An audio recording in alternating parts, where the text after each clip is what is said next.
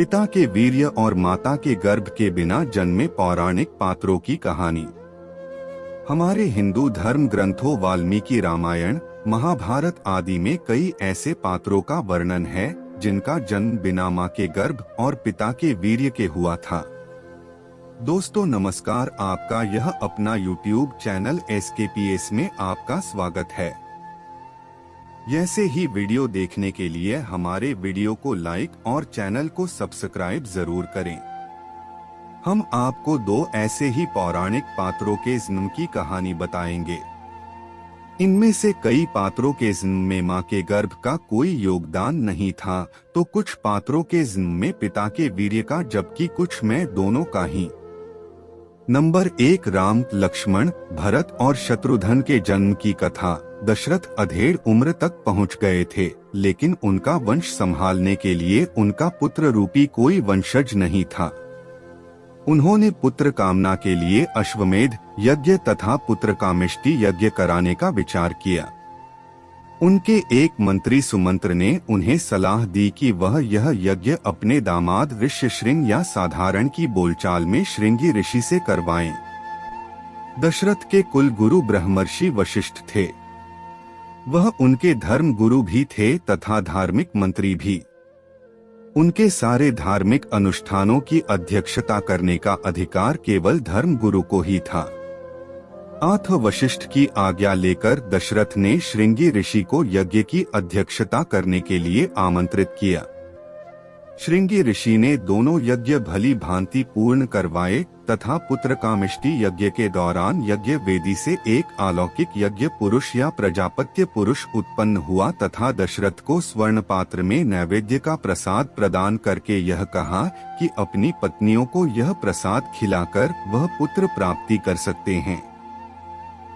दशरथ इस बात से अति प्रसन्न हुए और उन्होंने अपनी पट्टरानी कौशल्या को उस प्रसाद का आधा भाग खिला दिया। बचे हुए भाग का आधा भाग, 1/4, दशरथ ने अपनी दूसरी रानी सुमित्रा को दिया।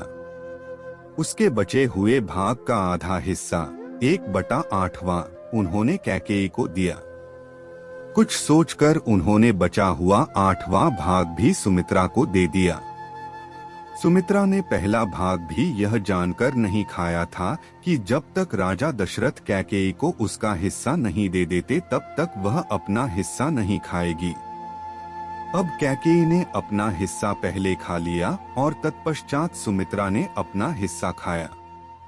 इसी कारण राम कौशल्या से, भरत कैकेयी से तथा लक्ष्मण व शत्रुघ्न सुमित्रा से का जन्म हुआ। नंबर 2, मनु व शत्रुपा के जन्म की कहानी। धर्म ग्रंथों के अनुसार मनु व शत्रुपा सृष्टि के प्रथम मानव माने जाते हैं। इन्हीं से मानव जाति का आरंभ हुआ। मनु का जन्म भगवान ब्रह्मा के मन से हुआ माना जाता है।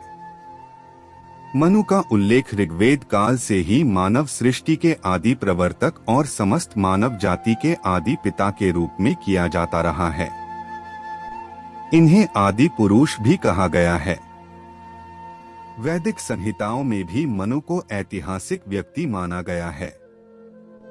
ये सर्वप्रथम मानव थे जो मानव जाति के पिता तथा सभी क्षेत्रों में मानव जाति के पथ प्रदर्शक स्वीकृत हैं। मनु का विवाह ब्रह्मा के दाहिने भाग से उत्पन्न शत्रुपा से हुआ था। मनु एक धर्मशास्त्रकार भी थे। धर्म ग्रंथों के बाद धर्माचरण की शिक्षा देने के लिए आदि पुरुष स्वयंभुव मनु ने स्मृति की रचना की, जो मनुस्मृति के नाम से विख्यात है। उत्तानपाद जिसके घर में ध्रुव पैदा हुआ था, इन्हीं का पुत्र था। मनु स्वयंभुव का ज्येष्ठ पुत्र प्रियव्रत पृथ्वी का प्रथम क्षत्रिय माना जाता है।